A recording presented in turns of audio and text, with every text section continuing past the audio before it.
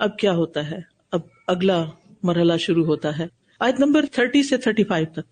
وقال نسوة في المدينة امرأة العزيز تراود فتاها عن نفسه قد شغفها حبا إنا لنراها في ضلال مبين فلما سمعت بمكرهن أرسلت إليهن وأعتدت لهن متكئا وآتت كل واحدة منهن سكينا وقالت اخرج عليهن فلما رأينه أكبرنه وقطعن أيديهن وقلن حاش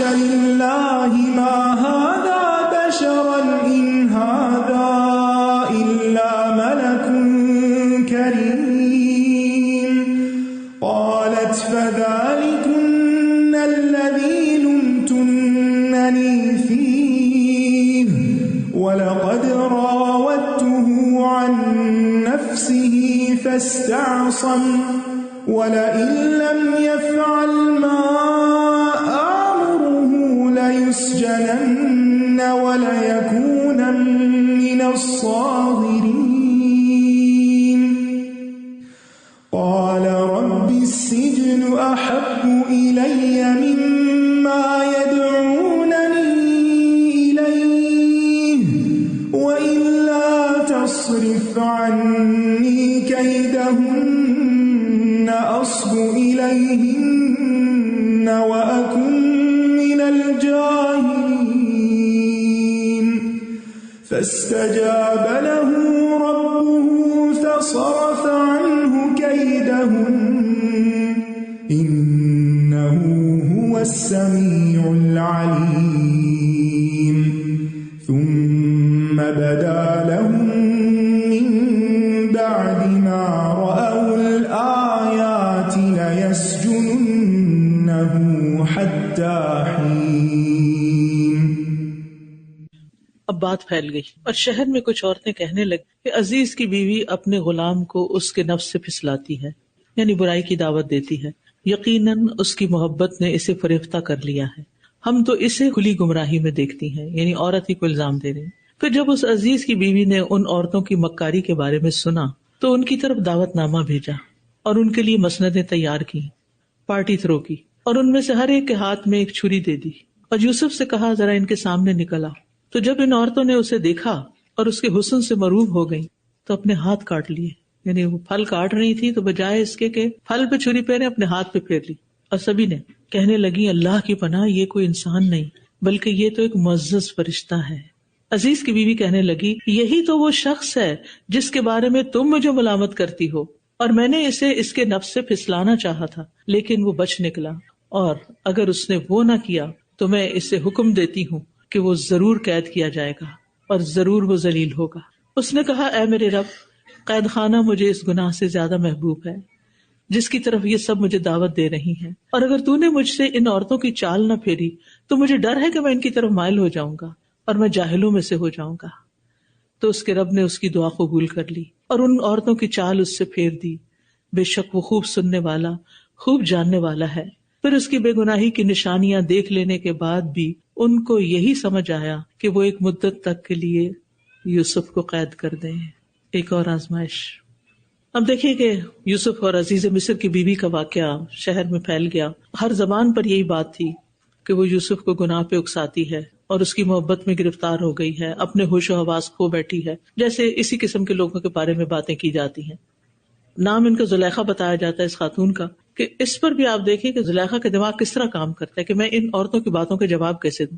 لہٰذا سب کو اپنے گھر پارٹی پہ انوائٹ کر لیتے کہ کچھ کھلاؤں پلاؤں اور پھر یوسف کو دکھاؤں تو پھر مجھے الزام نہ دیں. اب ہوا یہ کہ جو ہی انہوں نے سنا عورتوں کی باتوں کو تو ان سب کو انویٹیشن بھیج دیا اور ان کے لیے بہت آرام دہ جگہ تیار کی. اعتدت لہن متکا، متکا کہتے ہیں ایسی جگہ کو جہاں ٹیک لگا کے بیٹھا جائے. کاؤچز تیار کیے اور ان کے آگے پھل فروٹ رکھے اور ہر ایک کو چھری دی تاکہ وہ خود کھائیں. اور کھا ہی نہیں تھی کہ اتنے میں یوسف کا کہ باہر آ جاؤ، ان کے سامنے آؤ. جو ہی وہ سامنے آئے اور ان کو دیکھا تو ان عورتوں کی آنکھیں پھٹی کی پھٹی رہ گئیں کہ اتنا خوبصورت نوجوان، اور ایک دم پکار اٹھی اللہ کی قسم یہ تو کوئی معزز فرشتہ ہے، انسان نہیں ہے. اب یہاں اس عورت کو کہنے کا موقع ملا، یہی تو اصل بات تھی کہ یہ اتنا خوبصورت ہے اور اتنا ہینڈسم ہے کہ میں اس کی محبت میں گرفتار ہو گئی ہوں، تم مجھے کیوں ملامت کرتی ہو. لیکن بات یہ ہے کہ یہ اپنے آپ کو بچا نکلا ہے، اس نے میری بات نہیں مانی. اب دیکھیے کہ جب کسی ملک میں زوال آ جاتا ہے تو وہاں اس قسم کی فحش باتیں کتنی کھلی کھلی ہونے لگتی ہیں. ایک وقت تھا کہ ہمارے کلچر کے اندر کسی مرد اور عورت کا تنہائی میں ملنا یا فون پہ بات کرنا یا کسی مرد کو ٹیکسٹ کرنا یا کوئی اس قسم کی چھپی دوستی رکھنا انتہائی برا سمجھا جاتا تھا. باپ بھائی سب گھر والے ہر کوئی پورا ولیج نظر رکھے ہوتا تھا کہ کوئی لڑکی ایسا کام نہ کرے، کوئی لڑکا لڑکیوں کو نہ دیکھے. اگر کسی کے بارے میں پتہ چلتا تو پٹائی ہو جاتی تھی اور بعض اوقات تو قتل تک نوبت آ جاتی تھی جب یہ پتہ چلتا. لیکن آج آپ دیکھیں کہ یہ سب باتیں ہمارے گھروں کے اندر کتنی اوپن ڈسکشنز ہوتی ہیں اور کتنی کھلی کھلی باتیں ہو رہی ہوتی ہیں، اور ماں باپ خود اجازت دیتے ہیں کہ جاؤ اپنے لیے پسند کر لو، کسی کو شادی کر دیں گے تمہاری. گویا انہوں نے اپنا یہ فریضہ بھی ہٹا دیا کہ ہم سے کچھ نہیں ہوتا، تم خود ہی کرو جو کرنا ہے اپنا. پہلے تو لڑکیوں کو پڑھا کے کام پہ لگایا کہ خود اپنے لیے کماؤ. یعنی یہاں کے کلچر میں تو یہی ہے کہ ہر لڑکی کو اگر امپاورمنٹ دینی ہے تو اسے فائنینشلی اسٹرانگ ہونا چاہیے، خود کماؤ اپنے لیے، خود خرچ کرو، اور پھر اس کے بعد شادی بھی اپنی خود کر لو اور اپنی ذمہ داری بھی خود اٹھاؤ. وہ جو ایک ماں باپ کا رول تھا، ایک ماں باپ کی ذمہ داری تھی، ایک ماں باپ کی سرپرستی تھی، ایک ماں باپ کی محبت اور شفقت تھی، وہ آہستہ آہستہ کم ہو گئی. مردوں نے اپنی ذمہ داری ختم کر دی، مردوں نے اپنی ذمہ داریوں میں کوتاہی کی، باپ نے ولی کا رول ادا کرنے سے کوتاہی برتی. اور بعض اوقات آپ دیکھیں، کل ہی مجھے کوئی بتا رہا تھا کہ وہ کسی بچی کو جانتی ہیں جس نے 10 سال ایک لڑکے سے دوستی رکھی اور پھر 10 سال کے بعد اس لڑکے نے اس کو چھوڑ دیا. اپنی ساری جوانی اس نے دے دی ایک طرح سے اس دوستی میں. اب پیچھے کیا رہا؟ شادی کی عمر نہیں رہی، کوئی نئی دوستی کرنے کی عمر نہیں رہی، کیونکہ جب جوان ہوتی ہے عورت تو مرد اس کی طرف پھر بھی مائل ہوتے ہیں. جو عورت بوڑھی ہو جاتی ہے مرد اس سے ویسے ہی اچاٹ ہو جاتے ہیں. تو آپ خود سوچئے کہ جب ایک لڑکی شادی کے بغیر کسی لڑکے سے ایسے تعلق رکھتی ہے تو وہ سراسر اپنا نقصان کرتی. ہم یہاں کے کلچر سے متاثر ہو کے یہ کہتے ہیں کہ یہ تو بہت ریجڈیٹی ہے، آخر لڑکوں کو اجازت ہے باہر گھومنے پھرنے کی رات کو، ہمیں اجازت کیوں نہیں، ہمیں بھی نکلنے دینا چاہیے. اور پھر اس طرح کے مطالبے، اور پھر یہ ہے کہ کھلے عام کہتی ہیں یہ ہمارا بوائے فرینڈ ہے، انٹروڈیوس کراتی ہیں، اور نہ گھر والے مائنڈ کرتے ہیں نہ کوئی اور مائنڈ کرتا ہے. جبکہ ہمارا دینی کلچر اور ہماری دینی روایات یہ نہیں ہے. ہمارے دین میں یہ ہے کہ ایک ڈسٹینس ہو. ٹھیک ہے انسان انسانوں سے ملتا ہے، پسند ناپسند بھی ہو جاتی ہے، لیکن اس کا پھر طریقہ کیا ہے کہ اگر کوئی پسند آ گیا ہے تو پھر اسے شادی کرو. شادی کے بغیر آؤٹ آف ویڈ لاک صرف دوستی رکھ کے ایک لڑکی اپنی زندگی اپنی جوانی کسی مرد پہ لٹاتی رہے اور اینڈ آف دا ڈے نہ اس کے بچے ہو، نہ اس کا گھر ہو، نہ اس کا ٹھکانہ ہو، نہ اس کی کوئی عزت ہو، نہ اس کا فیوچر ہو. نقصان کس نے اٹھایا؟ عورت نے اٹھایا. یعنی اس طرح کے حرام ریلیشن شپ میں عورت نقصان اٹھاتی ہے، عورت کا کچھ نہیں رہتا، کیونکہ مرد تو پھر عیاشی کرنے کہیں اور چلا جاتا ہے، اس کو اس سے بھی ینگ کوئی اور لڑکی پسند آ جاتی، وہ اس کو اپنے جال میں پھنسا لیتا ہے. تو اس لیے اللہ کی پناہ میں تو اپنے آپ کو دینا ہی چاہیے، لیکن اس کے ساتھ ساتھ وہ حدود اور وہ پابندیاں جو ہمارے دین نے رکھی ہیں کہ عورت حجاب پہنے، عورت کی نگاہوں میں بھی شرم و حیا، مردوں کی بھی ہو، اور پھر یہ کہ اکیلے میں تنہائی میں نہ ملیں. یعنی اگر ضرورت ہوتی جیسے یونیورسٹی میں کالج میں ایک دوسرے سے بات کرنی پڑتی ہے تو ایک معقول طریقے سے بات کی جا سکتی ہے، لیکن یہ نہیں کہ چھپ چھپ کے کہیں دور نکل جائے ماں باپ سے اور تنہائی میں گاڑیوں میں بیٹھ کے ایک دوسرے سے ملاقاتیں کریں اور اپنی عزت لڑکیاں لٹا بیٹھے. ایسی چیز ہمارے دین میں ریکمینڈڈ نہیں ہے، اس میں سراسر نقصان ہے. کیونکہ اللہ تعالیٰ زنا کو فاحشہ اور ساء سبیلا بتاتے ہیں کہ بے حیائی تو ہے ہی، لیکن بہت برا راستہ ہے جب کوئی انسان ایسا راستہ اختیار کر لیتا ہے کہ شادی کے بغیر جوان بچے کہیں اکٹھے رہنا شروع ہو جاتے ہیں. پھر اگر ماں باپ کہیں بھی شادی کرو تو کہتے ہیں وہ کرنا نہیں چاہتا، لیکن پھر چھوڑ دو اس کو، نہیں میں چھوڑنا نہیں چاہتی. تو آپ دیکھیں کہ پھر انجام کیا ہوگا، فیوچر دیکھیں 10 سال بعد کیا ہوگا، 20 سال بعد کیا ہوگا. اور پھر ایسے معاشرے میں ڈپریشن نہ ہو، مینٹل ہیلتھ کیسز نہ ہو تو اور پھر کیا ہو. تو پھر یہاں پر اب کیا ہوتا ہے، وہ اپنے آپ کی صفائی پیش کرتی ہے. یہی تو تھا کہ جس کے بارے میں تم مجھے ملامت کر رہی تھی، اب اپنے آپ کو دیکھو کہ تم پہ بھی کیا گزری. میں نے اس کو بہکایا تھا لیکن یہ بچ نکلا. اب بھی آپ دیکھیں اپنے ارادے پہ پختہ ہے. اگر یہ وہ نہیں کرے گا جو میں اس کو کہہ رہی ہوں تو اس کو قید کر دیا جائے گا اور یہ ذلیل ہو کر رہے گا. سبحان اللہ. یعنی ایک عورت کی اتنی جرت کہ وہ کھلے عام یہ کہہ رہی ہے کہ میں اس کو ابھی بھی برائی کی دعوت دیتی ہوں اور اس کو ماننی ہوگی میری بات. اس کا شوہر بھی ہے، اور آپ کو معلوم ہے کہ جب کسی عورت کی شادی ہو جاتی ہے تو پھر اس کے بعد تو اس کے پاس کوئی چانس ہی نہیں کہ وہ کسی اور مرد سے ایسا تعلق قائم کرے. لیکن اس معاشرے کے اندر یہ ساری اوپن باتیں، کھلی کھلی باتیں کوئی برا نہیں سمجھتا تھا.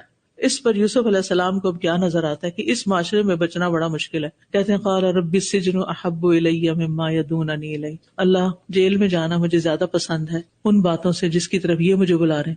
جیل زیادہ اچھی ہے بنسبت اس بے حیائی کے کام کرنے کی اور ان عورتوں کے فتنے میں مبتلا ہونے کے. وَإِلَّا تَصْرِفْ عَنِّي كَيْدَهُنَّ، اگر آپ ان کی چالوں کو مجھ سے پھیریں گے نہیں، مجھے بچائیں گے نہیں، أَصْبُ إِلَيْهِنَّ، تو کہیں میں بھی ان کی طرف مائل نہ ہو جاؤں، ان کے پھیر میں نہ آ جاؤں. وَأَكُن مِّنَ الْجَاهِلِينَ، اور اگر میں ایسا کروں تو میں تو جاہل ہی ہوں گا. تو اس سے کیا پتہ چلتا ہے کہ چاہے کوئی شخص کتنا بھی پڑھا لکھا ہو، لیکن اگر کوئی ایسا حرام کام کرتا ہے تو وہ دراصل جاہل ہے.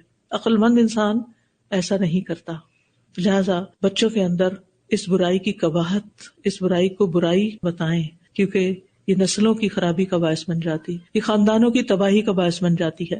تو یوسف علیہ السلام کے قول میں دو نصیحتیں ہیں کہ گناہوں اور نافرمانیوں کے مقابلے میں انسان پھر ایسی جگہ چلا جائے جہاں وہ گناہ نہ ہو، اور دوسرا یہ کہ اللہ کی طرف اپنا رخ پھیر دے، اپنے دل کو اللہ کی عبادت اور اللہ کی اطاعت پر مضبوط کرے اور اللہ پہ توکل کرے، اسی سے مدد طلب کرے. یعنی اگر کسی بھی انسان کے اندر ایسے کوئی برے جذبات پیدا ہو جاتے ہیں کہ اپنے شوہر کے علاوہ کسی اور مرد کا خیال آنے لگتا ہے یا کسی اور عورت کا مرد کو خیال آنے لگتا ہے، تو پھر کیا کرے؟ اس تعلق کو ختم کر دے، اس نمبر کو بلاک کر دے، اس جگہ پہ جانا چھوڑ دے، اپنی جاب چینج کر لے اور اپنے دل کے حال کو اللہ کے حوالے کرے اور اپنے اللہ سے مدد مانگے کہ یا اللہ اس فتنے کو تو میرے دل سے نکال دے، کیونکہ میں تو بڑی مصیبت میں آ گیا ہوں. اور اللہ سے التجائیں کرے، کیونکہ جو سچے دل سے رب سے مانگتا ہے تو اللہ سبحانہ وتعالیٰ اس کی مدد کرتا ہے، اور وہ اپنی تدبیر پر نہیں بلکہ رب پہ بھروسہ کرتا ہے. اب کیا ہوا؟ فاستجاب لہ ربہ، اس کے رب نے اس کی دعا قبول کر لی. فصرف عنہ کیدہن، سب عورتوں کی چالیں ادھوری رہ گئی. انہ هو السمیع العلیم، بے شک وہ دعاؤں کا خوب سننے والا ہے، خوب جاننے والا ہے. تو بات یہ ہے کہ گناہ سے اللہ ہی بچاتا ہے، اس کے لطف و کرم کے بغیر کوئی بچ نہیں سکتا، کیونکہ ہم اپنے آپ کو پاک باز نہیں کہہ سکتے. اور اللہ تعالیٰ کا وعدہ ہے وقال ربکم ادعونی استجب لکم، تمہارا رب کہتا ہے مجھ سے دعا کرو میں ضرور قبول کروں گا. وَإِذَا سَأَلَكَ عِبَادِي عَنِّي فَإِنِّي قَرِيبٌ، میرے بندے جب آپ سے میرے بارے میں پوچھتے ہیں تو بتائیے کہ میں قریب ہوں. اجیب دعوت الداعی اذا دعانی، جب بھی بندہ مجھے پکارتا میں پکار سنتا ہوں، جواب دیتا ہوں. بس اس کی قبولیت کا ایک وقت ہے، جب تک صبر کر لو، کیونکہ اس راستے میں کچھ سیکھنا ہے ابھی آپ کو، ابھی آپ کی کچھ اور بھی ضرورت ہے. کیونکہ جب ہم ہر وقت کمفرٹ میں رہتے ہیں، اب دیکھیں ہم ہر وقت بیٹھے رہتے ہیں تو مسل ویک ہو جاتے، چلنے کے قابل نہیں رہتے. ہر وقت ٹھنڈ میں رہتے ہیں تو گرمی کی ایک جھلک برداشت نہیں ہوتی. تو انسان کے لیے عسر کے ساتھ یسر ہے، تنگی کے ساتھ آسانی ہے. ثم بدا لهم من بعد ما رأوا الآیات لیسجننہ حتی حین، اس کے باوجود کہ ان کی بے گناہی ثابت ہو گئی تھی. عزیز مصر کی بیوی نے خود کہہ دیا میں نے اس کو پسلایا تھا، یہ بچ نکلا ہے، پھر بھی انہوں نے یہ فیصلہ کیا کہ یوسف کو جیل میں ڈال دیا. بعض اوقات ایسا بھی ہوتا ہے، آپ بے گناہ ہوتے ہیں، آپ کی برات ہو چکی ہوتی ہے، لیکن پھر بھی آپ کو دنیا میں فوری طور پر اس کا کوئی پھل نہیں ملتا. ابھی تھوڑا وقت اور ہے، پھل ملنے کے لیے ابھی اور انتظار کرنا ہوگا. اب یہ زندگی کا مشکل ترین وقت تھا، بھائیوں کا حسد بھی مشکل تھا، کنویں میں پھینکا جانا بھی تکلیف دہ تھا. عزیز مصر کے ہاں چند درہموں میں عزت نفس کی بات ہوتی ہے نا، اتنی سی بس میری ورث، وہاں بکنا بھی کم تھا، پھر وہ الزام لگنا بھی تھا. لیکن اس کے بعد اب جیل خانے میں جانا ایک نیک انسان کے لیے اور ایک دیندار انسان کے لیے، یعنی جیل جانا ایک دبا لگ جاتا ہے نا انسان پہ کہ وہ فلاں جو جیل گیا تھا صرف اس کے لیے، پورے خاندان کے لیے، وہ فلاں خاندان جن کا فلاں جو تھا وہ جیل میں گیا تھا. پچھلے دنوں ایک بچی نے ایک معاملہ بیان کیا کہ ان کا رشتہ آیا ہے، وہ والدہ نے بلکہ کیا، دور رشتہ آیا ہے، لیکن پتہ چلا ہے کہ جو لڑکا ہے اس کے والدین کی لڑائی ہوئی تھی تو باپ نے بیوی کو مار دیا تھا، وہ جیل میں ہے. لڑکا خود پڑھا، قابل ہوا، ویل ٹو ڈو، لیکن اب اچھی لڑکی کا رشتہ نہیں مل رہا. کیوں؟ کیونکہ باپ قید خانے میں. تو قید خانے میں جانا صرف یہ نہیں کہ فزیکل ٹارچر ہوتا ہے اور انسان ساری نعمتوں سے محروم ہو جاتا ہے، انسان کی بدنامی بھی بہت ساری ہو جاتی ہے، چاہے وہ بے گناہ ہو. یہاں یوسف علیہ السلام 100% بے گناہ ہے، لیکن پھر بھی ان کے ساتھ ایسا ہو رہا ہے. تو کبھی بھی اللہ تعالیٰ سے بدگمانی نہ کیجیے کہ کوئی ضرور ہم نے گناہ کیا تو تبھی ہمیں کوئی مشکل آ گئی ہے. بعض اوقات اللہ تعالیٰ کسی انسان کے درجات بہت بلند کرنا چاہتا ہے تو اس کو ایک کے بعد ایک مشکل میں ڈال دیتا ہے تاکہ وہ پوری طرح میچور ہو کر زندگی میں بڑے کام کر سکے. اور یاد رکھیے ہر تکلیف اللہ کے اذن سے آتی ہے اور اللہ کے ہر فیصلے میں بہتری ہوتی ہے. اللہ کے فیصلوں میں انسانوں کے لیے بھلائیاں ہیں اور مومن کا ہر حال خیر والا حال ہے. تکلیف بھی آئے، کوئی جیل میں بھی جائے تو اس میں بھی اس کے لیے کوئی بھلائی ہوتی ہے. انسان صبر کرتا ہے تو اس کو اجر عظیم ملتا ہے. اور انسان کو ایسے تمام معاملات میں سرخروئی کے لیے اللہ پر بھروسہ کرنا چاہیے اور اپنے نیک کاموں کو چھوڑنا نہیں چاہیے. جو کر رہے ہیں اس کو کرتے رہیں اور اللہ کی طرف رجوع کرتے رہیں. تو غموں، مشکلات اور تکلیف میں نہ اللہ سے بدگمان ہونا ہے، نہ لوگوں کو شکوے شکایت کرنے ہیں، بلکہ اپنے رب سے اپنا تعلق اور مضبوط کر لینا ہے، اپنا ایمان بڑھانا ہے.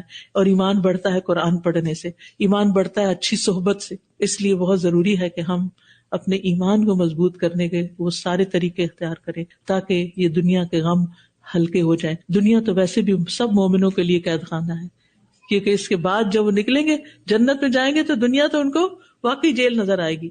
تو اللہ سبحانہ وتعالی ہمیں ہر طرح کی تکلیفوں اور آزمائشوں سے بچا کے رکھے. لیکن اگر تقدیر میں کوئی ایسی چیز ہو تو اللہ تعالیٰ صبر جمیل عطا فرمائے اور اجر عظیم عطا فرمائے. آپ سب کے آنے کا بہت شکریہ. انشاءاللہ کل بھی ہم ملیں گے اللہ نے چاہا اور اگلا حصہ پڑھیں گے اور تیسرے دن پھر سورت انشاءاللہ مکمل ہوگی. جزاکم اللہ خیرا وآخر دعوانا ان الحمد للہ رب العالمین. سبحانک اللہم وبحمدک اشہد ان لا الہ الا انت استغفرک واتوب الیک. السلام علیکم ورحمۃ اللہ وبرکاتہ.